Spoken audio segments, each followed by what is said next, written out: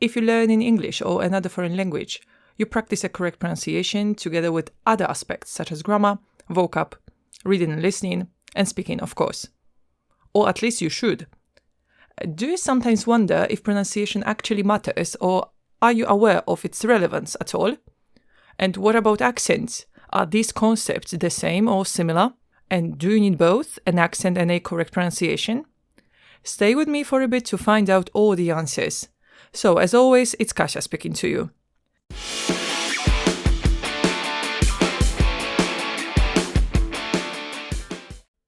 Let's start with explaining the difference between an accent and a pronunciation, because, as you might or might not know, these concepts are not the same. Pronunciation is a correct way of uttering, so pronouncing, the words and sounds by using sounds that exist in a language that you're learning. And this is a crucial matter here. You must learn the sound of vowels and consonants as they exist in a particular language to pronounce the words correctly, because they probably sound a bit different in your mother tongue. An accent is a way of pronouncing words which is typical for a particular region or country and the users living there. Also, it may represent social background and somebody's origins. This is why it is important for the speakers of a particular accent. And why is it important? It gives the sense of belonging to a particular social or ethnic group. But if the concepts of pronunciation and accents still sound similar, let me try to simplify it. Let's say Mary Streep originally speaks with an American accent, and of course she pronounces words correctly according to American accent. Adele speaks Cockney, which is an accent from London, and she pronounces words correctly according to the Cockney way. And you, regardless of where you're from, you may try learning speaking with any accent you want, but you don't have to. What's more crucial is a correct pronunciation. Let's assume you don't have an accent. You still sound Polish or Italian or German, but you pronounce the words as they should be pronounced in any of the existing accents. So it means you learn the sounds of vowels and consonants, and then native speakers are able to understand you. And when you speak with an accent, or at least trying it, it is even better. But when you pronounce the words in a way they would be pronounced in your mother tongue, using the sounds of your mother tongue, without paying attention to lengths, silent letters, or totally new sounds which do not exist in your language, you might be misunderstood or not understood at all. Imagine somebody introduces their mother tongue pronunciation speaking in your language. If your language has very distinctive and original sounds that do not exist in any other language, you might not get the person that speaks to you. So, let me give you an example from a Polish perspective of a Polish learner who learns English. In Polish, once you master the alphabet and the sound of each letter, you can read everything since we read the words as they are written. So, if you wanted to pronounce English words with Polish pronunciation, it would be a disaster and no one could understand you. For example, the English word comfortable, when I want to introduce the Polish pronunciation, it would be like comfortable, which is like horrible, it's a disaster. And unfortunately, a lot of Polish speakers, when they start learning English, they read it, for example, comfortable, something like that, because they see the word table inside the word comfortable.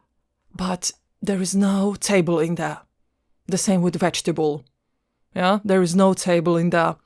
But if I introduce the Polish pronunciation into the English word vegetable, then the word sounds vegetable. And that's not even a word, you know? And no one will ever understand you. Even if you're a Polish learner, like a Polish speaker, and you learn English, it's very hard for you to get some of the words. Or let's say the word tough, and English tough is spelled like Tough. So if you want to pronounce the in the Polish way, it's like talk. So no one will ever get you. So you see where I'm getting at when I speak about the correct pronunciation? And let me give you some more examples. And I will again use Polish. So Polish doesn't have the English TH sound, neither voiced the or voiceless th.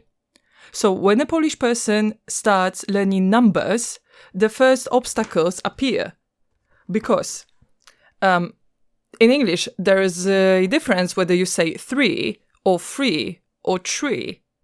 And beginners may have problems with distinguishing those sounds because we don't have th or the sound in Polish. And quite often, the beginners may feel ashamed or embarrassed when somebody asks them to stick the tongue out just a bit to produce the sound. But please, don't feel ashamed and don't feel embarrassed. This is the way we must practice the sound, and the more you use it, the more you practice it, the more comfortable you feel doing it. And of course, in life and communication, context always helps. So if your TH sound will sound a bit like t, d, or f instead of th or the, you still may get the message across. And of course, there are regions in UK where, for example, th is replaced with f or t. However, these are minor accents. And you'll probably learn American, British, or Australian variety, and these sounds are very common there. Next, the sounds r and h are harder in Polish, but if you pronounce them with a Polish accent, people can still get you. So you see, the way we pronounce words matter, not the accent itself. And sometimes we may get in trouble or experience funny misunderstandings when we mix the words. And it happens, for example, when we neglect lengths in English in minimal pairs, such as ship and sheep, pitch and peach, shit and sheet, bitch and beach, or can't. So, again, context matters. However, sometimes it may not help you at all. You can either arrive on a ship or sheep, or there can be a shit or sheet on your bed. And other minimal pairs in English are bird, beard, beer, and bear. So you drink beer, not a bear, and you can admire polar bears, not polar bears. So be careful with that. And what about silent letters or the unpredictability of English pronunciation? Take the words like tough and through, and thorough, and though, and though, as an example. They look quite similar when you start learning them, and pronunciation rules do not apply here at all. And it is not just limited to English, and such minimal pairs that I mentioned are not just limited to English, and they can appear in other languages too. For example, in Arabic, there's a difference if you call somebody kalb, so pronounced with k, very deep k, which means heart, or kalb, so pronounced with k, which means dog. And calling somebody a dog in Arabic is one of the worst offenses, so be careful. Or if you want to ask a Spanish person how old they are, please remember to use the words años, not anos, because then you will ask them how many anuses they have. So, learn the sounds as they are in the language you study. You may come across similar sounds or some totally new ones, but it doesn't mean you are not able to master them. Of course, our articulatory system is getting less flexible with age, but it doesn't mean you cannot practice correct pronunciation. And again, no one forces you to master the accent. Focus on a correct pronunciation first and then start working on an accent. Of course, if you want, the sooner you start, the better. But don't feel obliged to do it, and don't let it stop you speaking, for example, if you don't have it, if you don't have the accent. And getting onto accents. let's normalize the fact that not everyone speaks with an accent. I don't know how it is perceived in your countries, but what I see among some Poles is a kind of a attitude that you have to either speak with an accent or not. Or what? Or it's better to say nothing, or it means you do not really know the language, or you should feel intimidated and ashamed. I don't know where this attitude comes from. Is it connected with proving something, or it's kind of treating the inferiority complex? Or is it perfectionism? Is it a sign of perfectionism? Maybe the roots are not as deep as I've just mentioned, but and leaving the reasons for such behavior aside, come on, you don't have to sound like BBC News unless you want. If you do care about the accent, practice it and try to master the one you wish to. But it will not be the end of the world if you don't. Having no accent shouldn't stop you. Don't deprive yourself of experiencing the beauty and fun of learning the language. Of course, when you master it, it's an amazing feeling when natives cannot guess your origins because your accent is so accurate. So if you do not have to teach others and show them the features of particular accents, mastering it is all up to you. And you can also think about it this way. You already know crazy sounds in your mother tongue, and how cool is that? I reckon it's quite impressive. And you took or you're still taking the effort to learn a foreign language to communicate. And native speakers will be impressed you took the effort to learn their language. And if you learn English, you pick the global language which is spoken by almost every nation in the world, hence the difference in accents. And are you scared of making a mistake or having the mistakes pointed out? Who cares about some random trolls pointing out mistakes if you experience such an attitude or if such a situation will ever occur? Honestly, how sad somebody's life and how low somebody's self-esteem must be if they do nothing but point out somebody's mistakes. So please do not care about that and don't feel scared to say something even if you don't have an accent. The most important thing is that you pronounce the words correctly and you can easily communicate. So, as such as an accent is important and is something cool to practice and learn and is something impressive when natives cannot tell where you're actually from because you sound so native-like, let's normalize the fact that not every learner needs it or will ever master it, and that's fine. Don't terrorize people and make them build extra barriers before they even try to start speaking. Wanna learn the accent? Great, it's fun doing, and you have a wide range of English accents to choose from. You don't focus so much on the accent itself but pronounce the words correctly? You're doing a great job as well. And I will not leave you without tips how to practice pronunciation and accent if you wish. Every time you learn a new word, double check it in a dictionary to make sure English hasn't caught you out again with its unpredictable pronunciation. And repeat it a few times, try faster and slower. Look for some tongue twisters on the internet to make the tricky sounds and words friendlier.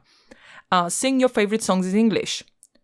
And what else you can do? You can pick your favorite artist and check some interviews with them, or pick your favorite series and try to repeat the sentences they said, keeping the same melody, intonation, rhythm, and so on. Pay attention to sounds. Don't be shy or scared of new sounds which do not appear in your mother tongue. And you can pick American or British interviews and series and documentaries and others to practice a particular accent. If you want, of course, I'm emphasizing it again. And I highly recommend watching and listening to both the varieties. American and British are the major ones, so you can go for those. However, British and American accent is something that is a very general term, because American accent means, for example, the Californian one, or Texas one, or New York one. And they do not differ so much, but you'll be able to spot some differences. But when you compare the American ones to the British ones and British ones means, for example, RP, so received pronunciation, so the language of BBC and the Queen and the royal family, or modern English pronunciation, or Cockney, or Manchester, or Yorkshire, or Brummie. The difference between them and the American ones will be bigger. I mean, they will be huge. And also, you can notice a huge difference just between the British variations as well. Thank goodness we live in the internet era with an easy access to various American and British movies and series and podcasts and others. So you can listen to whatever you want and practice any accent you want. So I guess we can call it a day at this point. I believe the podcast made you aware that pronunciation is crucial in language learning. Pronouncing words correctly will make you be understood, and knowing how the words should be pronounced will also help you understand others. Working on an accent is great fun, and it's a cool experience, and pick any accent that you want if you want to do this. So it was Kasia speaking to you. Till next time. Bye-bye.